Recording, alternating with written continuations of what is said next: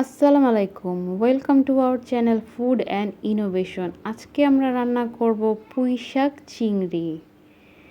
এখানে চিংড়িটা কই বলেন তো? চলেন আমরা রেসিপিতে চলে যাই। ফার্স্টে এখানে নিয়ে নিলাম আমরা পুঁই শাক ধুয়ে নিয়েছি, আর নিয়ে নিচ্ছি এখানে চিংড়ি মাছ বাটা। আমরা আজকে চিংড়ি মাছ বাটা দিয়ে পুঁই শাক রান্না করব।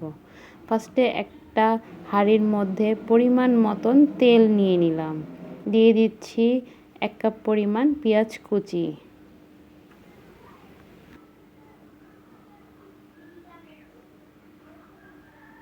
এখন পেঁয়াজটাকে কিছুক্ষণ ভেজে নেব।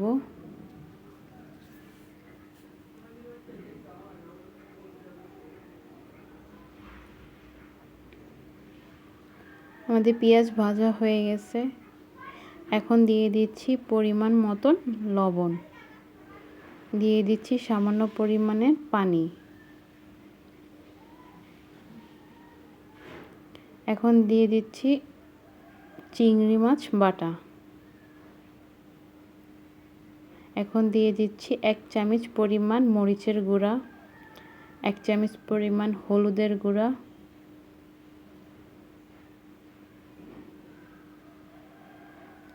এখন ভালো মতন আমরা মশলাটাকে কষাই নিব।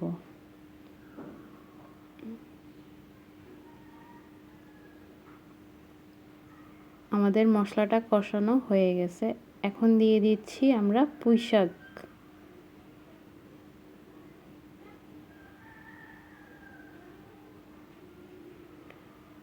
এখন আলতো হাতে একটু উপর নিচে করে নেড়ে দিব।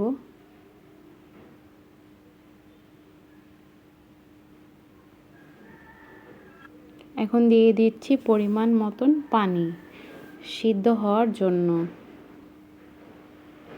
এখন নেড়ে ছেড়ে ঢাকনা দিয়ে ঢেকে দিব। বলক চলে আসছে, এখন আবার একটু নেড়ে দিব।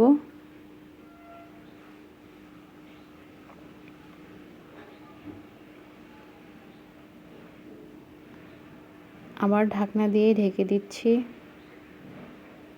এখন অনেকটা পানি শুকায় গেছে। এখন এভাবে করে আমরা পুঁই শাকটা রান্না করে নিব।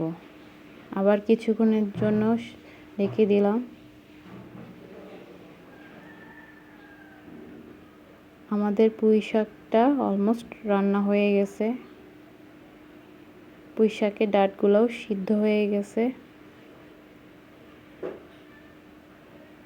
আমাদের পুঁই শাকের পানি শুকিয়ে গেছে। তৈরি হয়ে গেল আমাদের মজাদার পুঁই শাক চিংড়ি। আপনারাও বাসায় ট্রাই করবেন, কেমন হলো আমাদেরকে জানাবেন। আমাদেরকে লাইক করবেন, আমাদেরকে সাবস্ক্রাইব করবেন মজাদার রেসিপি পাওয়ার জন্য। আমাদের সাথে থাকবেন। Thank you.